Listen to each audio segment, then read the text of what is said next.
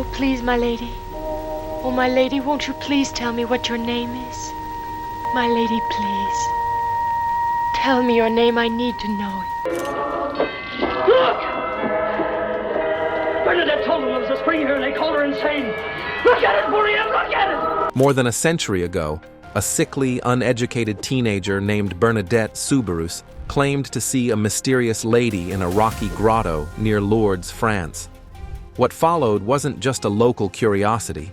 It sparked a movement that shook a nation and still draws millions today. But was there more to her visions than we've been told? Some believe Saint Bernadette received a secret, a message not yet revealed, one meant for our time. What was this message, and why is it significant now? Bernadette! Oh, I'm scared. Run and get your mother. No, I'll go. You stay here. Julie, maybe Tony Nicolo's in the pasture. Go and see. Hurry, hurry. Bernadette, wake up. Wake up, Bernadette! Join us as we reveal details about Saint Bernadette's 2025 prophecy. The visions that shook a nation. Let's go back to February 11th, 1858. It was a cold day in the small French town of Lourdes. A teenage girl named Bernadette Soubirous had gone out with her sister and a friend to collect firewood. Her family was very poor, and firewood meant warmth. They weren't out on some spiritual mission. They were just trying to survive another winter day. Now, Bernadette wasn't well. She was often sick and had asthma, and her family didn't have money for doctors. She didn't go to school much and couldn't read or write. She was about as ordinary as a person could be. But something very strange happened that day. As they reached the grotto of Massabielle, a cave-like area just outside town, Bernadette saw something that no one else could see. She said there was a beautiful lady standing in a small space in the rock. What happens next will shock the nation of France. The woman wore white clothes with a blue sash and had golden roses on her feet. Bernadette stood still, frozen in place. The others didn't see anything. They just saw Bernadette staring. But to her, this was real. That was the first of 18 visits Bernadette would make to that same grotto. Each time, the lady appeared to her again, and each time, more and more people followed her there. At first, it was just a few neighbors, but over time, the crowds grew into the hundreds, and eventually, thousands. Now here's what made people curious. Bernadette never once changed her story. No matter who questioned her, she always said the same thing. She didn't try to add to it. She didn't show off. She just described what she saw, calmly and simply. Some believed her, and others thought she was making it up, or maybe even mentally ill. The local priest didn't believe her at first either, and the town officials definitely didn't. At one point, they even locked the grotto to stop people from going there. But things got harder to ignore when strange things started happening. During a vision, the Virgin Mary gave Saint Bernadette Soubirous a prophecy. Although Bernadette would not find happiness in this life, Our Lady assured her that she would in the next. Saint Bernadette Soubirous's poor health throughout her life was proof that her prophecy was accurate. On February 25th, during one of the apparitions, the lady told Bernadette to drink from a spring under the rock. The problem was that there was no spring, just dry ground. But Bernadette got down on her knees and started digging with her hands. It looked like nothing was going to happen, and people even laughed at her.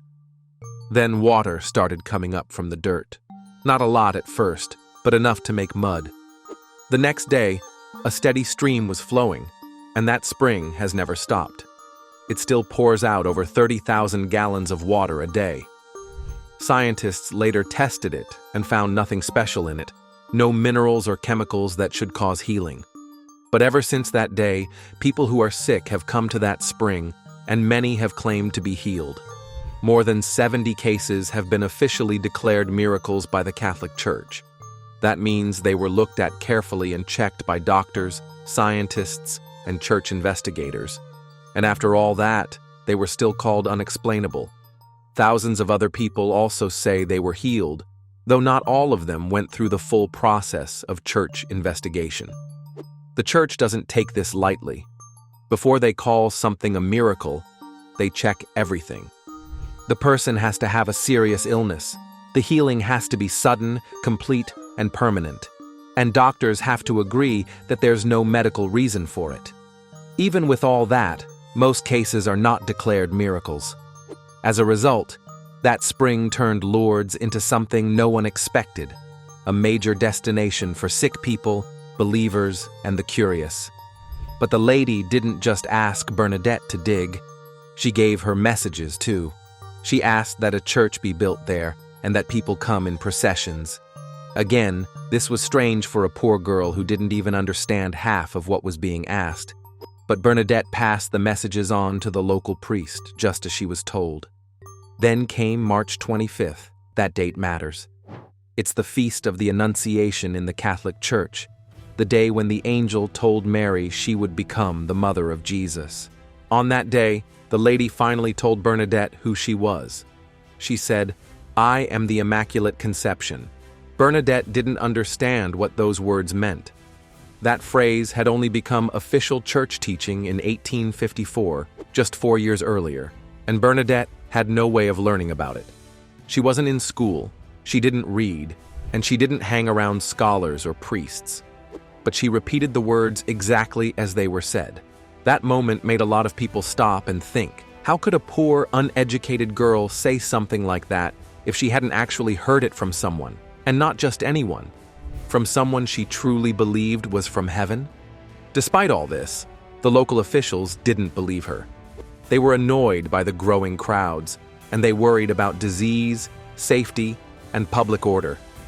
For a while, they shut everything down and tried to scare people away. But the visits kept happening. Bernadette never changed her story, even when the police and other authorities questioned her hard. In the end, the church stepped in. They launched a full investigation that lasted several years. In 1862, the Bishop of Tarbes, who was in charge of that region, made an official decision. He said the apparitions were real and that people could believe them. That was a big deal. From that moment on, Lourdes became a place of major importance for Catholics. Churches were built, pilgrims started coming in large numbers. Sick people bathed in the spring, some were healed, and others said they felt peace they hadn't felt in years. Lourdes became one of the most visited religious places in the world. What started with one poor girl on a cold morning turned into something massive. Whether people believed it or not, something happened in Lourdes, and the world noticed. Bernadette never asked for attention. She wasn't looking for fame, but her quiet faith and honesty shook a whole nation and beyond, as we reveal next. Bernadette's hidden mission and the secret. Most people think that Bernadette's story ended once the visions stopped and the church approved the apparitions at Lourdes, but that wasn't the case. After her last visit to the grotto in July 1858, Bernadette didn't stay in Lourdes to enjoy attention or special treatment. She didn't become a celebrity. In fact, she went in the opposite direction. A few years later, in 1866, she joined the Sisters of Charity in Nevers, far away from Lourdes. She lived the rest of her short life there, in silence and service. She worked in the infirmary, took care of other sisters, and followed her daily duties without fuss. People expected her to talk more about the visions or to give new details, but she didn't. She kept quiet. Her life after the grotto was simple, even hidden. She never went back to the grotto, not even once. There was something different about Bernadette compared to other visionaries. Take Lucia from Fatima, for example. Lucia later became known for sharing parts of her secrets with the world. People followed up with her for years, but Bernadette didn't do that. She said her job was to pass on what the lady told her. She said she wasn't there to argue or try to convince people. After that, she stopped talking about it. But there's one part of her story that very few people know about. According to some reports, Bernadette was given a secret by the lady. Not just private words for herself, but something meant to be shared with someone specific, Pope Pius IX. That's the same pope who had declared the belief in the Immaculate Conception just a few years earlier, in 1854. Others report that Saint Bernadette Soubirous had visions in which 3 secrets of Lourdes were shown to her. These people think that these secrets were personal and aren't meant to be shared with the public. What was in the secret? No one knows for sure. Bernadette never spoke of its content publicly. There's no known letter from her to the Pope that shows up in church records. Some say she shared it privately with church officials, but whatever happened, the full secret has never been released. People have often wondered why it was kept quiet. And more than that, why didn't Lourdes, unlike places like Fatima or La Salette, come with big warnings? In those apparitions, the children were told about wars, loss of faith, and future disasters. Why not at Lourdes? Maybe the message at Lourdes wasn't as peaceful as people think. Most remember it as a place of healing and hope, and it is. But it's also possible that Bernadette carried something heavier, a warning or instruction meant only for a few. If so, she never spoke about it again. Maybe she was told to keep it to herself, or maybe she trusted the church to handle it behind the scenes. Some people think the secret had to do with the future of the church. Others wonder if it involved political events, like the loss of the Papal States or changes in Europe. It's all guesswork, really, but the silence around it makes people curious. And the fact that nothing ever came out from the Vatican only adds to that mystery. What's clear is that Bernadette suffered a lot in the convent. Her health never improved. She had bone disease, terrible pain, and breathing problems that got worse every year. She often walked with difficulty, and later had to stay in bed for long periods. Yet she never complained much. She just kept going. She said she was not important, and often repeated that she was only the messenger. In 1879, at the age of 35, she died quietly, with no visitors from Lourdes and no crowds. Her fame had faded by then, and she preferred it that way. She never looked for attention or money. She had nothing to gain, and she seemed to know that her role was finished. Years later, her body was exhumed during the canonization process. To everyone's surprise, it had not decayed. Her skin looked fresh, and her features remained. Scientists and church officials examined her several times. Her body is now on display in Nevers, where visitors can still see her through a glass case. For many, this has become another reason to believe something special surrounded her. In 1933, the church declared her a saint, but her sainthood wasn't based only on the visions. It was based on her quiet life, her suffering, her honesty, and her strong faith. Some people have asked, what if her silence wasn't just about being humble? What if it was part of something bigger? Maybe there was a reason she didn't speak more. Maybe the message she was given wasn't meant for her time. Maybe it was meant for the future, for a moment the world hasn't reached yet. It's impossible to know, but the idea still makes people wonder. Lourdes is known around the world as a place of healing, but behind the healings, behind the crowds and candles and water, there may still be something waiting, a message, a warning, or a secret kept quiet for more than 150 years. Whatever it was, Bernadette never used it to gain anything. She stayed hidden, just like she had always been. She followed orders, did her chores, and kept her mouth shut. But now, everything is coming to light, as the next chapter reveals. 2025 and the message for our time. Why does the year 2025 matter so much? For Catholics around the world, it marks a Jubilee year. That's something the Church only declares every 25 years. It's meant to be a time when people turn back to God in a deeper way, a time of mercy, fresh starts, and spiritual cleaning, you could say. Churches open special doors, and people go on pilgrimages. The Church reminds everyone that grace, God's help, and love is still being poured out, no matter what's going on in the world. But 2025 feels different, and not just because of church traditions. It's coming at a time when the world is already weighed down. People are worn out. So many are feeling stressed, anxious, or just plain tired. In recent years, there's been a lot of talk about how the world has changed.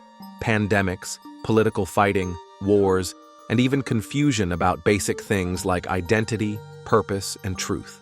Alongside all that, something else has been quietly happening. Devotion to Mary, the Mother of Jesus, has been growing. More people are praying the Rosary, and many more are turning to her for help, comfort, and protection. Some are even gathering to ask for the world to be consecrated to her, offered to God through her care. People are talking more about repentance, about changing their lives, and about fighting spiritual battles with prayer and sacrifice. In the middle of all this, Bernadette's story is coming back into focus. Her life wasn't loud, it wasn't filled with big speeches or exciting travels. She had asthma, she was poor, and she never wanted the spotlight. But somehow, what she lived is exactly what the world seems to need right now. She obeyed, stayed quiet, and suffered without complaint. She trusted in something greater, even when people laughed at her or accused her of lying. Her strength wasn't loud, it was quiet and hidden. When people look at Lourdes today, they often think of miracles, the spring, the healings, and the huge crowds. But maybe those things were never the point on their own. Maybe the point was to show what grace really looks like. Think about it. The lady appeared not to a queen or a scholar, but to a teenage girl who could barely read. The spring didn't appear in a grand palace, but in a muddy patch of land near a dump. None of it looked special at first, but it was exactly where God wanted to act. Now, fast forward to today, we live in a time when many feel lost. Faith is weak in some places. People aren't sure what they believe, or even if they believe anything at all. There's a lot of noise in the world, opinions, arguments, distractions, and not much silence. There's more comfort than ever before, but also more loneliness. People are searching, but they don't always know where to look. That's why Bernadette's hidden mission might matter more now than ever. Maybe it was never just about what happened in 1858. Maybe it was meant to plant a seed that would grow in our time. A reminder that God still speaks, not through powerful leaders or fancy events, but through silence, suffering, and trust. Maybe Bernadette's silence wasn't just humility. Maybe it was part of a plan. Or maybe she was asked to keep quiet so that her life itself would become the message. And maybe that message is this: stop waiting for big signs. Stop looking only for miracles. Start listening in the quiet. Start looking for grace in small things, in patience, in kindness, and in saying yes to God even when no one else sees.